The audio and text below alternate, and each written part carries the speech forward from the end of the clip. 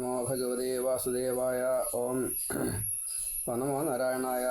ഓം ശ്രീകൃഷ്ണായ നമ. ഓം വിഷ്ണവേ നമ. ഓം വിശ്വസ്മൈ നമ. ഓം നമോ ഭഗവതേ വാസുദേവായ.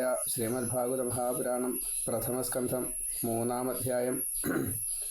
ഭഗവാന്റെ അവതാരങ്ങളെ പറയുകയാണ്. 22 അവതാരങ്ങളെ ഇവിടെ പറയണു. നമുക്കത് കേൾക്കാം.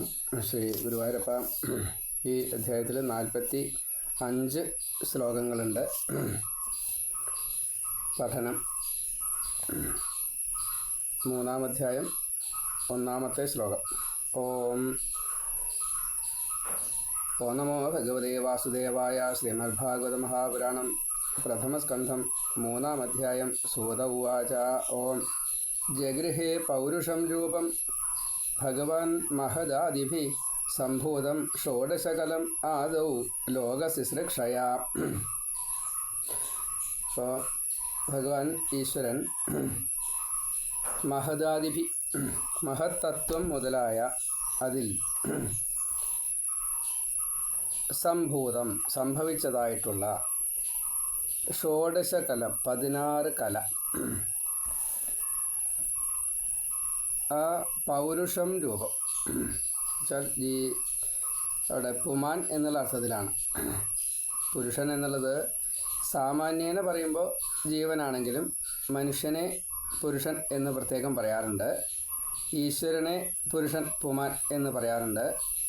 ഇവിടെ ചൈതന്യവത്തായിട്ടുള്ള ഈ ആദ്യത്തെ ഭഗവാൻ സകല സ്വരൂപത്തെ സ്വീകരിച്ചതിനെയാണ് ഇവിടെ ഉദ്ദേശിച്ചത്. 16 കലകളോട് കൂടിയിട്ട് പൗരുഷം രൂപത്തെ എടുത്തു. എന്തിന്? ലോക ശുശ്രൂഷയ, ലോകത്തിനെ സൃഷ്ടിക്കാനുള്ള താല്പര്യം കൊണ്ട് ആദൗ ആദ്യത്തിൽ ജഗൃഹേ സ്വീകരിച്ചു. ഇപ്പോൾ ഇവിടെ അവതാര കഥകളെ പറയണമെന്നാണ് സൂതമഹാശയൻ ഈ ശൗനകാദി മഹർഷിമാരിൽ നിന്നും കേട്ടത്. അപ്പോൾ അത് എത്രയാ പറയേണ്ടത് ചോദിച്ചാൽ ശരിയാണ്. അവതാരങ്ങൾ സരസസ്യു സഹസ്രശ എന്നാണ്. അപ്പോൾ അത്രയും കൂടുതൽ ഒരു സരസിൽ നിന്നിങ്ങനെ അതിൻ്റെ ചെറിയ പൊത്തുകളിലൂടെ വെള്ളം പോകുന്ന പോലെയാണ്. അപ്പോൾ മഴത്തുള്ളി പോലെയാണ്, അല്ലെങ്കിൽ മണൽത്തരി പോലെയാണ്. നമുക്ക് എണ്ണാനൊന്നും പറ്റില്ല, അത്രയും കൂടുതൽ അവതാരമുണ്ട്. അപ്പോൾ എങ്ങനെയാണ് പറയേണ്ടത് എന്നിങ്ങനെ ആലോചിച്ചുകൊണ്ടാണ് പറഞ്ഞത്. ഈ 16 കലകളോട് കൂടിയിട്ട് ഭഗവാൻ ആദ്യം അനന്തപത്മനാഭനായിട്ട് നാരായണനായിട്ട് വന്ന ആ ഒരു കാര്യത്തെ, സൃഷ്ടിയുടെ പ്രാരംഭം അതാണ്. അപ്പോൾ അതിനെ ഉദ്ദേശിച്ചുകൊണ്ട് പറഞ്ഞു. അങ്ങനെയാണ് പ്രകൃതി, മഹത്ത്, അഹം, പിന്നെ പഞ്ച തന്മാത്രകൾ. ഇതെല്ലാം കൂടിയതാണ് പ്രകൃതി എന്നതുകൊണ്ട് മഹത്ത്, അഹം, പഞ്ചതന്മാത്ര. പഞ്ചതന്മാത്ര എന്നുള്ളത് പഞ്ചഭൂതങ്ങളുടെ മാത്രകളാണ്. അതിൻ്റെ മാത്രകൾ. തത് മാത്ര, തന്മാത്ര, അതിൻ്റെ മാത്രയാണ്, അതിൻ്റെ ഒരു അംശം, ഒരു കണിക ആണ്, ഒരു കണം. അപ്പോൾ ആ വിഷയമാകുന്ന ശബ്ദസ്പർശ രൂപരസ ഗന്ധങ്ങളും മഹത്തത്വമാകുന്ന ജീവൻ, അത് സത്വരജസ്തമോ ഗുണങ്ങളെ ഉൾപ്പെടുത്തിയതായിട്ടുള്ള 3ഉം കൂടിയതായിട്ടുള്ള അഹം തത്വം. അപ്പോൾ മഹത്തത്വം, അഹം തത്വം. പ്രകൃതി, മഹത്ത്, അഹം എന്നാ പറയുക. അപ്പോൾ ഇതിൽ പ്രകൃതി മാറ്റിവെച്ചു. അത് മറ്റൊരു അർത്ഥത്തിലാണ് നിൽക്കുന്നത്. മഹത്തത്വവും ഈ അഹന്തത്വവും പഞ്ചതന്മാത്രയും കൂടിയിട്ട് 7 എണ്ണം. അതേപോലെ തന്നെ കർമ്മേന്ദ്രിയങ്ങൾ, ജ്ഞാനേന്ദ്രിയങ്ങൾ 10 എണ്ണം. അപ്പോൾ 10ഉം 5ഉം 15ഉം 2ഉം 17.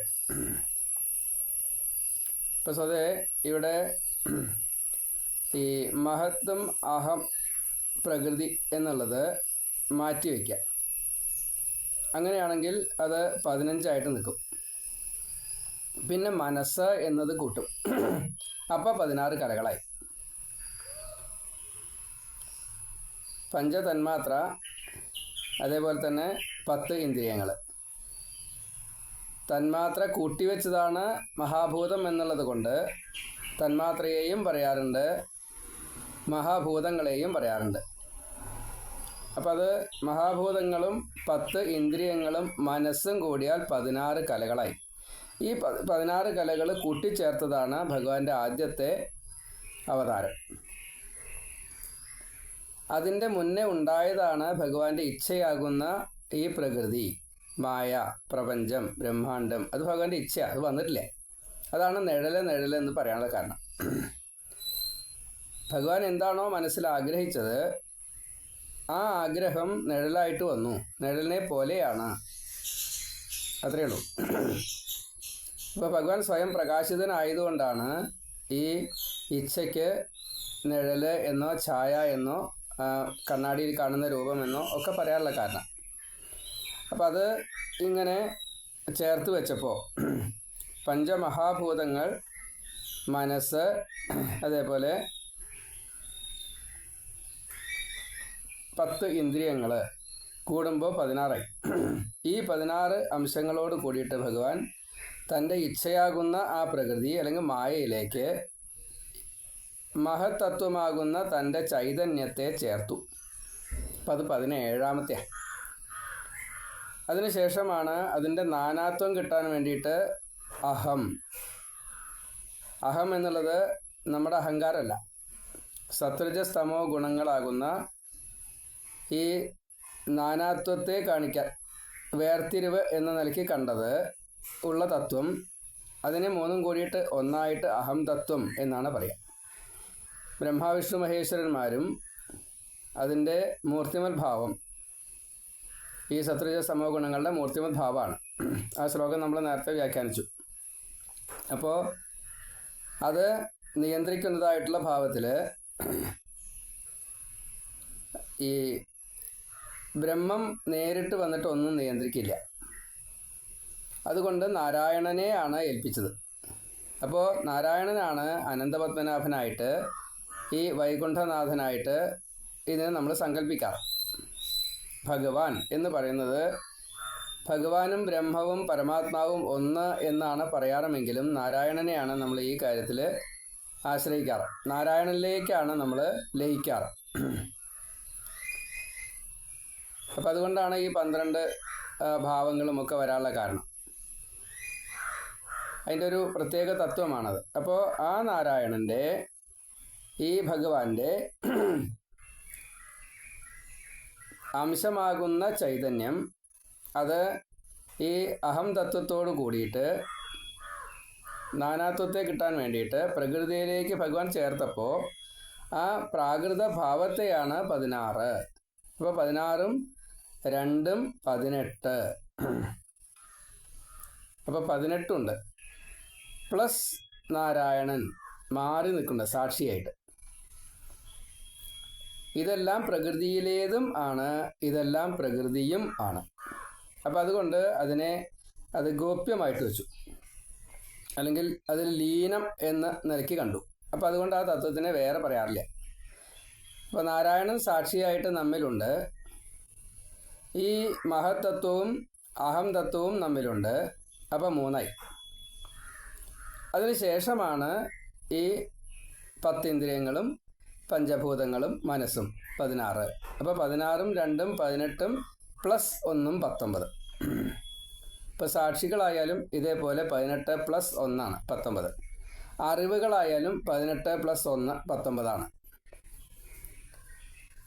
അപ്പോൾ ഈ 18ൻ്റെ കണക്ക് ഒരുപാടുണ്ട്. 18 പടി. അതേപോലെ നമ്മൾ ഈ ഷഡാധാരം ശരീരത്തിന് പറഞ്ഞതല്ലോ, അവിടുന്ന് അങ്ങനെ മുകളിലേക്ക് പോകുമ്പോൾ അത് 18 വരും. 18 പ്ലസ് 1 19 വരും. അങ്ങനെ അനവധിയാണ്. 18ൻ്റെ കണക്കുകൾ ധാരാളമുണ്ട്. അത് നെഗറ്റീവ്സിൻ്റെ 18 ഉണ്ട്, പോസിറ്റീവ്സിൻ്റെ 18 ഉണ്ട്, സിദ്ധികളുടെ 18 ഉണ്ട്, ഇങ്ങനെ പലതും. ഇപ്പോൾ ഈ നവരത്നങ്ങൾ അത് 18ആണ്. നമ്മൾ നവരത്നങ്ങൾ പറഞ്ഞാൽ 9 എന്നാണ് പറയുക. 9 പ്ലസ് 9 വേറെ ഉണ്ട്. അതും കൂടി ചേർത്താലേ അതങ്ങനെയാണ് നിയമം. എന്തുകൊണ്ടാണ് അങ്ങനെ ചോദിക്കരുത്. 9 നവരത്നം ശരി, പക്ഷേ അടുത്ത 9ഉം കൂടി ഉണ്ട്. അതും ഏകദേശം തത്തുല്യമാണ്. എങ്കിലും പ്രാധാന്യം 9നാണ് വരിക. ഇപ്പം നവരസങ്ങൾ, അതിനും അതിൻ്റേതായിട്ടുള്ള ഭാവങ്ങൾ, അത് കലാകാരന്മാരോട് ചോദിച്ചാൽ അവർ പറയും. നല്ല ഗുരുക്കന്മാരാവണം. അപ്പോൾ അവർക്ക് അത് പറയാൻ പറ്റില്ല. അല്ലാണ്ട് സാധാരണ ഒരു ഗുരുക്കന്മാർക്ക് അത് നിശ്ചയം അറിയില്ല. പറഞ്ഞു കൊടുത്തിട്ടുണ്ടെച്ചാൽ ഉണ്ടാവും. എന്തായാലും 9 പ്ലസ് 9 18 ഉണ്ടാവും. അങ്ങനെയാണ്. 18ന് അത്രയും പ്രാധാന്യമുണ്ട്. അപ്പം ഇങ്ങനെ ഈ രൂപത്തെ ഭഗവാൻ സ്വീകരിച്ചു. ഭഗവാൻ ഇപ്പോൾ ഭഗവാൻ എന്നുള്ളത് ആ ബ്രഹ്മമായാലും പരമാത്മാവായാലും ഈശ്വരനായാലും നാരായണനായാലും അനന്തപത്മനാഭനായാലും വിഷ്ണു ആയാലും വിശ്വൻ ആയാലും ഇങ്ങോട്ട് താഴത്തേക്ക് ഇറങ്ങി വന്നിട്ട് അതാണ് മഹദാദിഭി. മഹത്തത്വം ചൈതന്യമാണ്. മഹത്തത്വം എന്നുള്ളത് ചൈതന്യമാണ്. ഭഗവാന്റെ ഈ ദീപത്തിൻ്റെ ഒരു ഇപ്പം നമ്മളൊരു വലിയ തീക്കുണ്ടം, ആ തീക്കുണ്ടത്തിൽ നിന്ന് ഒരു തിരി എടുത്തിട്ട് വിളക്ക് അതിൽ നിന്ന് കൊളുത്തിന്ന് കൂട്ടാം. അതല്ലെങ്കിൽ നമ്മൾ തിരിയിൽ നിന്ന് ഒരു വലിയ അഗ്നികുണ്ഡത്തിലേക്ക് പകർന്നു എന്ന് കൂട്ടാം. അപ്പോൾ ഈ തീയാണ് മഹത്തത്വം. അപ്പോൾ അതിൻ്റെ അംശമായിട്ട് നമ്മൾ അതിൽ നിന്ന് ഒരു തീ ഇങ്ങോട്ട് കൊളുത്തിയെടുക്കണം. അത് സംഭൂതം പിന്നീട് സംഭവിക്കുകയാണ്. എന്താ സംഭവിച്ചത്? അപ്പോൾ ഇതിപ്പോൾ ഭഗവാന്റെ ഇച്ഛയ്ക്ക് അനുസരിച്ച് സംഭവിച്ചു കഴിഞ്ഞു. ഇനി അതിനെ പ്രകടമാക്കുകയേ വേണ്ടൂ. ആ പ്രകടമായതാണ് ഈ 16 കല.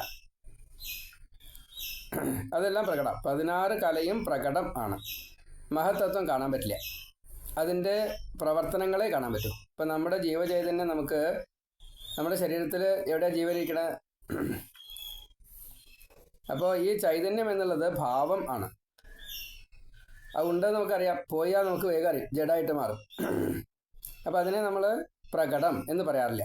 പക്ഷെ അത് അതിനാൽ ചെയ്യപ്പെടുന്നതൊക്കെ പ്രകടമാണ്. ഇനി അത്രയേ ഉള്ളൂ. അതേപോലെ തന്നെയാണ് ഈ അഹന്തത്വം. അപ്പം അതുകൊണ്ട് ഈ ഷോഡശകലം പിന്നെയോ പൗരുഷൻ രൂപം അതിനോട് ചേർത്തുകൊണ്ട് ഈ പുരുഷ രൂപത്തെ ഭഗവാൻ എടുത്തു. എന്നിട്ടോ എന്തിനു വേണ്ടിയിട്ട്? ലോക ശുശ്രൂഷയ, ലോകത്തെ സൃഷ്ടിക്കാൻ വേണ്ടിയിട്ട്. അപ്പം ഭഗവാനാണ് ഈ സൃഷ്ടാവ്. ഇനി ഭഗവാൻ എന്ത് ചെയ്തു? തൻ്റെ നാഭിപത്മത്തിൽ നിന്ന് ഒരു സ്വയമേവ താൻ തന്നെ ഉയർന്നു വന്നു. അതാണ് ബ്രഹ്മാവ്. അത് ശരീരമായിട്ട് നമ്മൾ കണ്ടു. ആ ശരീരത്തിലെ പൊക്കിളിൽ ഒരു താമര സ്വയമേവ ഉണ്ടായതാണ്. ആ താമരയിൽ ബ്രഹ്മാവ് സ്വയമേവ ആവിർഭവിച്ചു. അത് ഭഗവാൻ തന്നെയാണ്. അതൊക്കെ ഭഗവാന്റെ ഇച്ഛ. ഇനി ഇവിടുന്ന് അങ്ങോട്ടൊക്കെ അതേപോലെ തന്നെ ഭഗവാൻ തൻ്റെ ബ്രഹ്മാവ് എന്നുള്ള സ്വരൂപത്തിൽ നിന്ന് ഭ്രൂമധ്യത്തിൽ നിന്ന് മഹാദേവനെയും രുദ്രൻ എന്ന പേരിൽ താൻ തന്നെ പുറത്തേക്ക് വന്നു. തന്നിൽ നിന്ന് ഈ വേദാദി കാര്യങ്ങളെ ആദ്യത്തെ തൻ്റെ ഭാവമാകുന്ന ബ്രഹ്മാവിൽ നിന്ന് പരാപശ്യന്തി മധ്യമ വൈഖരി എന്ന രൂപത്തിൽ പുറത്തേക്ക് വേദമായിട്ട് 4 വിഭാഗമായിട്ട് പുറത്തേക്ക് വന്നു.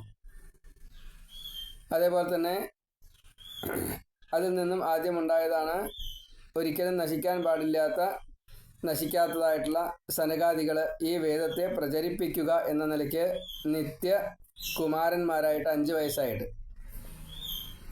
അപ്പോൾ അവർക്ക് ഈ വേദത്തെ അത് തപസ് പോലെ ചെയ്തുകൊണ്ട് എല്ലാവരിലേക്കും എത്തിക്കുക ഈ ജ്ഞാനത്തെ. അതാണ് അവരുടെ നിയോഗം. അപ്പോൾ അവർക്ക് സൃഷ്ടി വർധനയ്ക്കുള്ള അർഹതയില്ല. അവർക്ക് സൃഷ്ടി വർദ്ധിപ്പിക്കലല്ല, സൃഷ്ടിച്ചത് എന്തെങ്കിലും ഉണ്ടെങ്കിൽ അവരെ ഈ അറിവിനെ ദാനം ചെയ്യാനായിട്ട് ഋഷി ഭാവത്തിലാണ് സനകാദി മഹർഷിമാർ. അവർക്ക് ഒരിക്കലും നാശമില്ല. അപ്പോൾ ഇതെല്ലാം തന്നിൽ നിന്ന് പുറത്തു വന്നതാ. പിന്നെ ഈ പകർന്നു കൊടുത്താൽ പോലുള്ളവരെ നിലനിൽക്കണ്ടേ? അതിനാണ് ഈ രുദ്രാവതാരത്തിന് ശേഷം പ്രജാപതിമാരായിട്ട് ഭഗവാൻ മഹാഋഷികളെ പ്രത്യേകമായിട്ടുണ്ടാക്കിയത്. അവരിലൂടെ സൃഷ്ടി വർദ്ധിക്കുകയും ചെയ്തു. അതിൽ കേവനായിട്ടുള്ള ഒരാൾ ദക്ഷൻ. ആ ദക്ഷനിലൂടെ സ്ത്രീഭാവത്തെയും ഭഗവാൻ ഉണ്ടാക്കി. താൻ തന്നെ തൻ്റെ ശരീരത്തെ 2ആക്കിയിട്ട് സ്വയംഭൂവമനുവായിട്ടും ശതരൂപയായിട്ടും മാറി.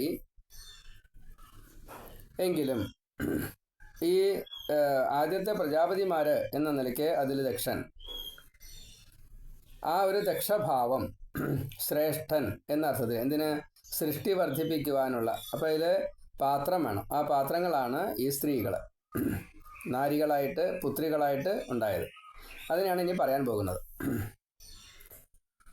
അപ്പോൾ ഭഗവാൻ ഏറ്റവും ആദ്യമായിട്ട് ഈ 16 കലകളോട് കൂടിയിട്ട് തൻ്റെ ഒരു ദേഹത്തെ, സകല സ്വരൂപത്തെ താൻ തന്നെ സ്വയം സൃഷ്ടിച്ചു. ജഗൃഹേ സ്വീകരിച്ചു. പൗരുഷം രൂപം, ഈ പുരുഷ രൂപത്തിൽ എന്ന് സാരം, നാരായണ രൂപത്തിൽ. നമ്മൾ അങ്ങനെ കണ്ടാൽ മതി. അനന്തപത്മനാഭൻ നാരായണൻ കിടക്കുന്നത് പാലാഴിയിലെ അനന്തശയനം, ആ ഒരു രൂപത്തിൽ ഭഗവാന്റെ രൂപം ഭഗവാൻ എങ്ങനെയാണ് ഉണ്ടായത്? മഹത് ആദിഭി, മഹത്തത്വം തൊട്ടുള്ള ഈ 18, 16+2 ഗോപ്യമാണ്, അണ്ടർസ്റ്റുഡാണ്. അപ്പോൾ 16 കലകളോട് കൂടിയിട്ട് സംഭൂതം ഉണ്ടാവുക എന്നത് ചെയ്തു, സംഭവിച്ചു. എത്ര? ഷോഡശ കലകളോട് കൂടിയിട്ട് ആദൗ ഏറ്റവും ആദ്യത്തില് എന്തിന്?